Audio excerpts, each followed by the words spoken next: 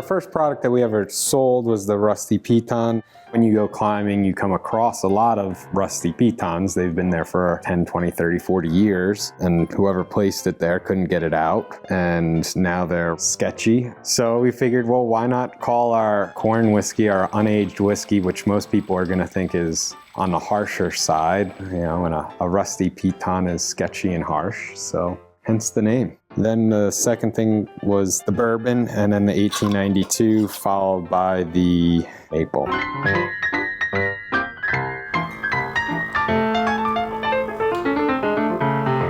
So all these barrels are from U.S. Barrels over in Wilmington. And then we also work with Kirk from Black Rooster Maple. And they take our barrels, our used bourbon barrels, and they age their maple syrup in our barrels, and then they bring the barrels back and we age our whiskey with their maple syrup in the barrel that they once used to age their maple syrup in. One of the guys that works here part-time has livestock, and he'll take some of the spent grains and feed his sheep with that, which is pretty awesome. Even our grain comes from Essex. It's organic corn from right over along the lake. Our water comes from on the hill. Our barrels come from Wilmington. It's just a neat web of people within the Adirondacks, all close together, working, helping each other out, really, to do what we love to do. It's a lot that goes into it. Bottling, mashing, picking up corn, all that stuff. So it's a lot of work. So you have to have good people.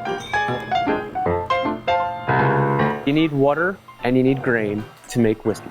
And we use corn to make our corn whiskey or bourbon. Cook up the corn and water together, and corn is full of starch. So we want to cook it and break that starch down into simpler sugars. So that's the idea of cooking it up and making what's called a mash.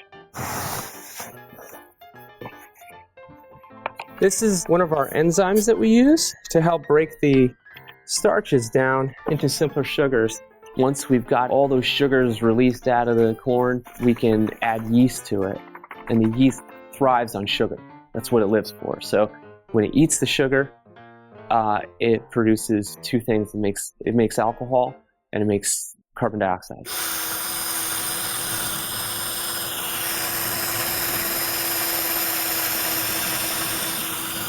So it goes into our fermenter barrels, and it sits for about a week. And the yeast eats it, and makes more and more alcohol, and it makes more and more carbon dioxide, until what it does is it overpopulates and can't live there anymore, so it stops making alcohol.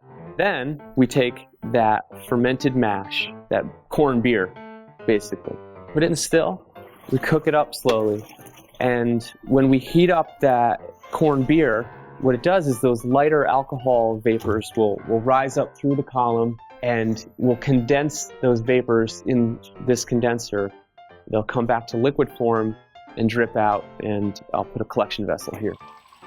And there it goes. So that first stuff that comes off is the stuff that we don't want to keep. The very beginning of what trickles out of the still is called the heads. That's a cut we make. We cut that out. And then the heads have a lot of flavors, but they also have some other stuff, at the very beginning that we may not like as much. And then as it runs further along, we get to the hearts, and that's the cleanest, the purest alcohol, the safest to drink. And to cut the hearts out, we use different collection vessels. And we can find that by a number of things, by its alcohol content, by the temperature, and taste and flavor. And odor, you can just smell the difference. And then there's the tails, which aren't terribly bad for you, but they're not as nice as the hearts. That's the basic process. We're in a bunch of places in Keene Valley, Lake Placid, and we're trying to branch out from there. But we constantly get in more and more emails from people and saying they want their product for a wedding in wherever, or this, that, and the other. So it's exciting to see that. How are people finding us? Right now, obviously, we're in a spot where we can't take tourists, we can't take traffic, right? So we need to get ourselves in a position where we could have a tasting room, we could have people come in. We could share the experience of someone sipping on the cocktail and give them a tour at the same time. You know, we could sell other people's products. We could sell our products and give an all-around good experience to someone. If it's grown out of the earth here and the water's coming from out of the mountain over there, you know, it's sitting in barrels that were made here. It's the Adirondacks in a bottle, so it's pretty cool.